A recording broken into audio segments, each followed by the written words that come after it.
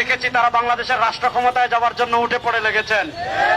বাংলাদেশের রাষ্ট্র ক্ষমতায় গিয়ে আপনারা আমাদেরকে কোন মধু দিবেন গত 9 মাসে বাংলাদেশের মানুষ সেটা দেখে ফেলেছে। আমরা দেখেছি বগুড়ায় মেয়েকে বিয়ে দিতে রাজি না হওয়ার কারণে বাপকে আপনারা পিটিয়ে হত্যা করেছেন। আমরা দেখেছি ভোলায় স্ত্রীকে বেঁধে স্বামীর সামনে ধর্ষণ করেছেন। আমরা দেখেছি পুরান ঢাকায় আপনারা ওই আইয়ামে জাহেলিয়াতের মূর্খদের মতো পাথর দিয়ে আঘাত করে ভাইকে হত্যা করেছেন। ওই চাঁদাবাদ, দুর্নীতিবাদ, টেন্ডারবাদ, ধর্ষকদের জায়গা বাংলাদেশে আর আমরা দেখতে চাই না। এই চাঁদাবাদ, চাঁদাবাদ, টেন্ডারবাদ, ধর্ষক আর কাউকে বাংলাদেশের রাষ্ট্র ক্ষমতায় আর দেখতে চাই না।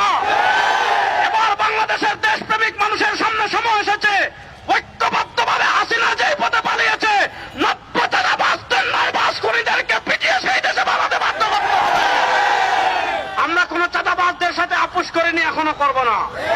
আমরা কোন টেন্ডারবাজদের সাথে আপোষ করিনি, এখনো করব না। পীর সাহেব চরমোনাই আমাদেরকে স্পষ্ট বার্তা দিয়েছেন। পীর সাহেব চরমোনাই আমাদেরকে স্পষ্ট মেসেজ দিয়েছেন। পীর সাহেব চরমোনাই জাতিকে স্পষ্ট বার্তা দিয়েছেন, ইসলামকে রাষ্ট্র ক্ষমতায় নেওয়া ছাড়া আর কোন তন্ত্রমন্ত্র দ্বারা বাংলাদেশের পরিবর্তন করা সম্ভব না।